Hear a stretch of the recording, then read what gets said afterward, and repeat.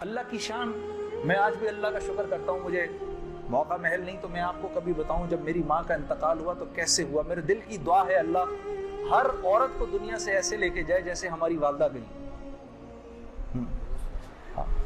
تو وہ میں اپنی ماں کو بتاتا تھا، میری ماں بھی ایک دم، اس نے بھی جلدی جلدی لینا شروع کر دیا۔ کرتے کرتے میری ماں، ہم سب گھر کی خواتین میں سب سے پہلے میری والدہ پردے میں آ گئی فوراً۔ اور مولوی صاحب کہہ رہے ہیں ان کے انتقال کا بتائیں، میں ضرور بتاؤں گا آپ کو، مختصراً بتاتا ہوں۔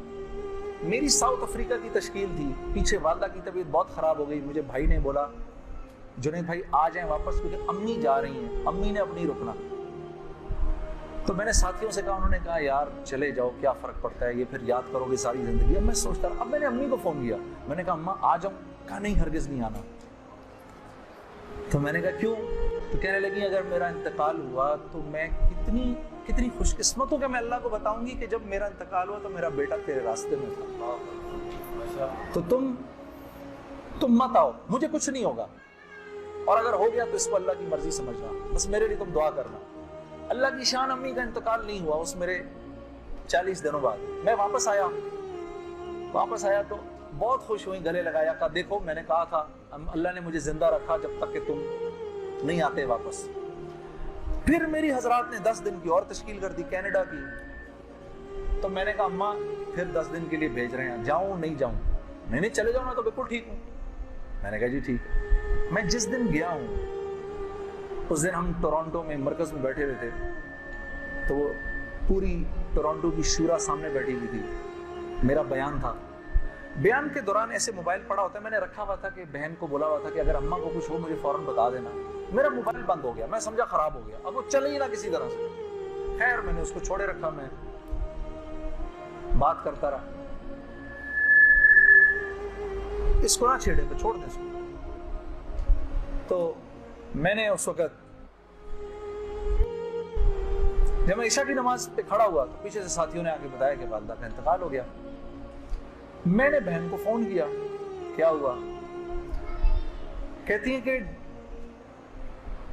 کہ ابھی فجر کی ہم نے نمازیں پڑھی ہیں، فجر سے تھوڑا سا پہلے انتقال ہوا ہے۔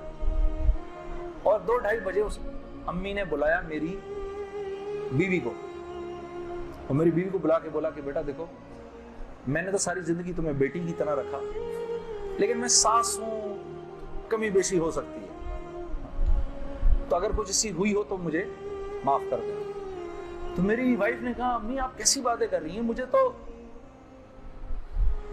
کبھی خیال بھی نہیں آیا اس بات کا، ہاں آپ نے مجھے اس سے کم سمجھا ہی نہیں۔ پھر میری بہن سے کہا کہ تم بیٹا مجھے لگتا ہے میں آج چلی جاؤں گی، مجھے سورہ یاسین سناؤ۔ تو میری بہن نے ان کو سورہ یاسین سنائی، تو میری بہن کہتی ہے کہ آنکھیں بند کر کے لیٹ گئیں اور مجھ سے کہا کہ اب سورہ رحمان سناؤ۔ تو سورہ رحمان پڑھتے پڑھتے میری امی نے آنکھیں کھولی، اور آنکھیں کھول کے میری بہن سے کہا کہ منیزہ یہ دیکھو یہ کس قدر ایک حسین عورت تمہارے ساتھ کھڑی ہوئی ہے، ذرا اپنے اس طرف دیکھو کتنی حسین عورت کھڑی ہے تمہارے ساتھ، بیٹا یہ مجھے لینے آئی ہے۔